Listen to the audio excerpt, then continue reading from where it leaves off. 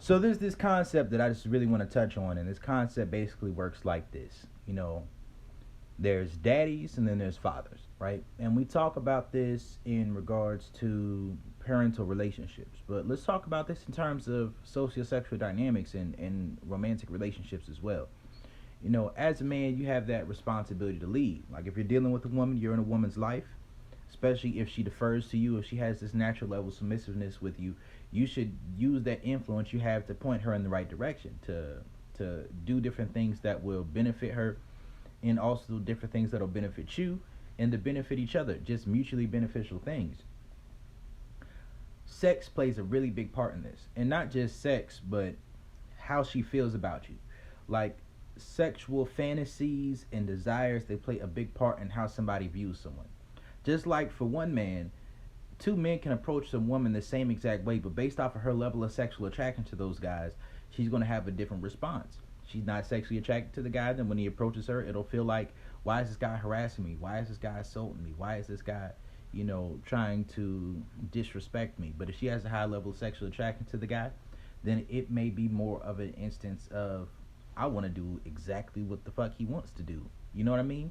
But the difference between daddy and father also tends to work in a similar way.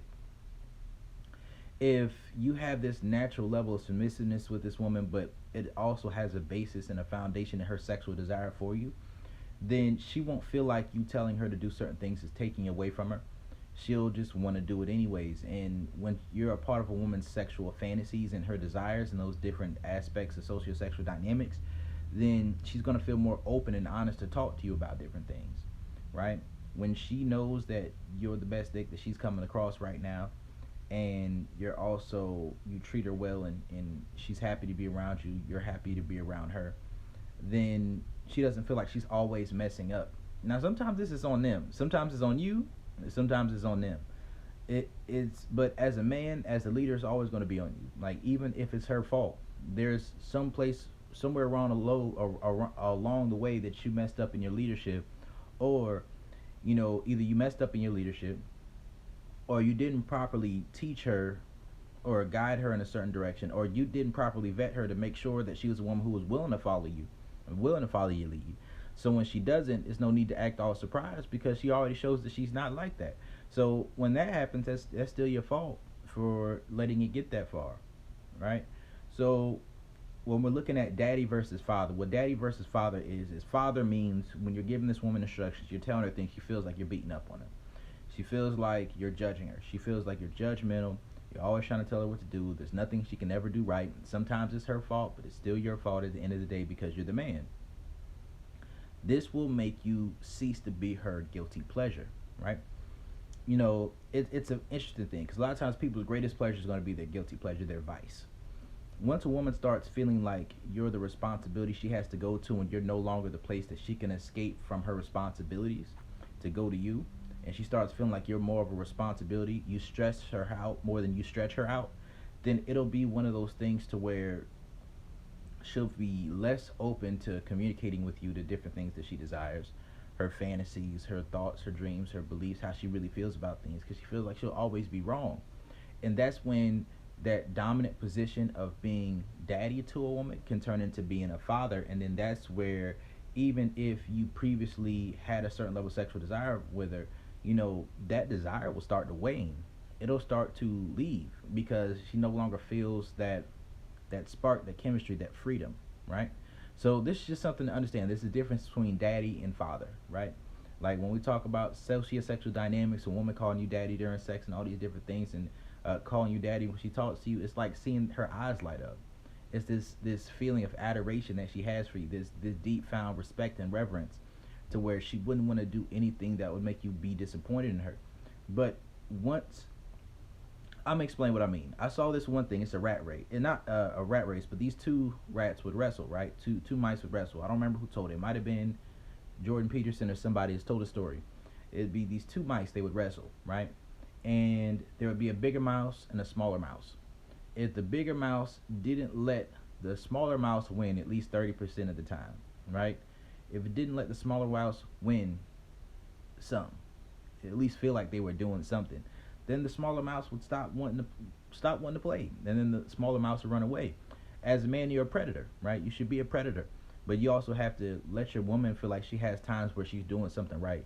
You also have to encourage her and let her know that she's doing well, and you have to have this mindset with her so that she doesn't feel as if there's nothing that she can do right. Because when she feels like there's nothing that she can do right, even if it's her fault, she's just going through a tough week or tough time and she's just messing up, then eventually she's going to rationalize in her mind why you aren't being affectionate with her. She's going to rationalize you withholding affection. She's going to rationalize you neglecting her. She's going to rationalize you fussing at her, and you know, because it can be either fussing or just giving a woman a silent treatment because she's fucking up. She's going to begin to rationalize that as you're neglecting her, even though it's her fault, because it's your fault. You should have led better.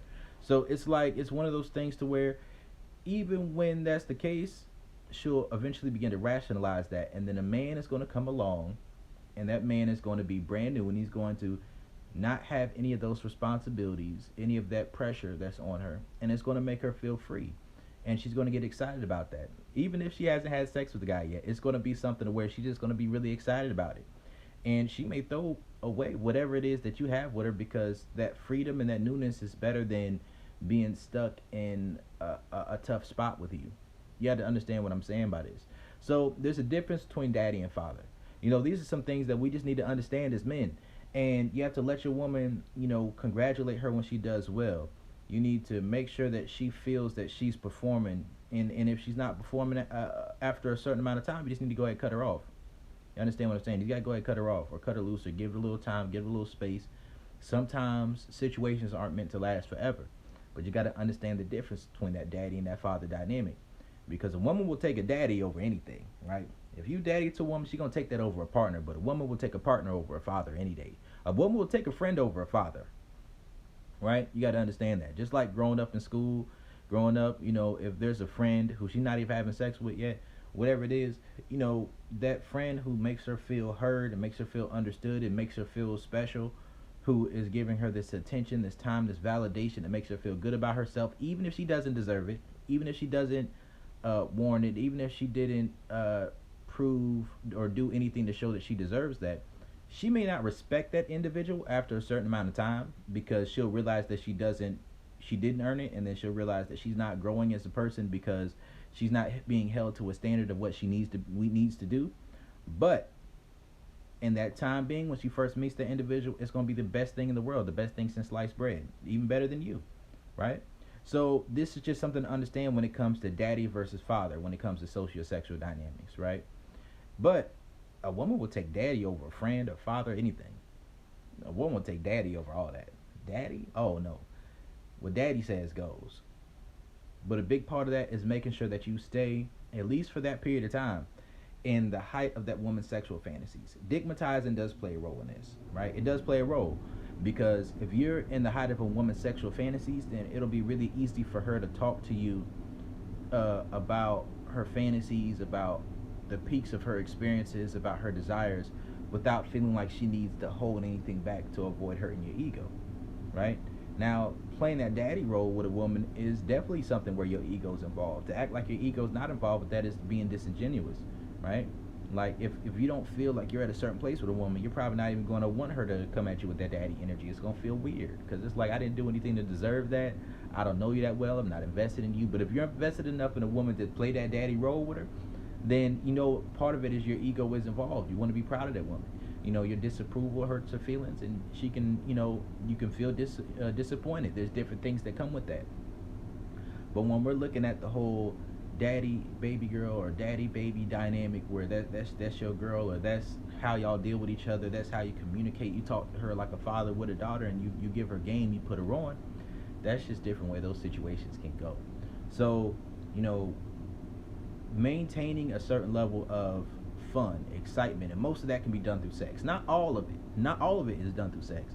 Some of it is just your communication, the places that you link up, the things that you talk about, present her with new ideas, you know, opening her mind up to be more communicative about different things that she's done or experienced, or different things that she desires to do, or different hopes and dreams and aspirations that she has. You know, that's a big aspect of it. you have to make sure you're staying on that point too, and encouraging her in ways that help her push towards those goals. But one thing that can happen, and you got to watch your own ego too. You got to watch your own ego, because you know women can experience things or do certain things or whatever it is, and they just get curious. Let's say you're trying to be open about the situation. She can go experience some shit where now you're not as happy about it. Right now, you might have questions, you might have thoughts, you might have different mindsets about things, to where you're looking at the situation like, okay, cool, do I still have my position? And when you worry about that too much, there's different things that can come with that. You got to take your ego out of it sometimes. But when you're playing that daddy role, your ego's already involved, your ego's already invested. So when it comes to that whole daddy dynamic that you play with the woman, it's something to where once that can go away for a myriad of reasons, right? And you just have to be careful about that. If a woman is at that place where she's being that submissive with you, you have to know how to guide her in the right direction. You need to have goals that are set for yourself. You don't have to tell her every single thing. You have to make sure you have something that you can teach that woman that benefits her. And you have to make sure that you're still growing with that woman sexually and not getting too stagnant or complacent. Because let's say, now, me, it's something I've done at times, is where you take more of you work a woman up to a certain point sexually. Because let's say you meet a woman, you don't want to jump straight into sex, because based on a woman's desire level or her openness or receptiveness with you or her mental health level, going too hard or going too deep into the sexual realm too quickly can mess things up. If her mindset or her mental health isn't the best, you jump too deep and too quickly into sex, you can mess it up. She might cut you off just because your dick's too good too soon, right? Or if she's not fully receptive, not fully into things sexually yet, then certain stimuli that you can give her body or her mind or her ears are things that are going to turn her off or be discomfortable or uncomfortable or painful, because she's not aroused enough yet, right? And it's just different things that come with that. As you get her more comfortable, as you get her more opened up, there's different levels of things that can come with that. But these are things you have to be aware of. So this is just basically daddy versus father.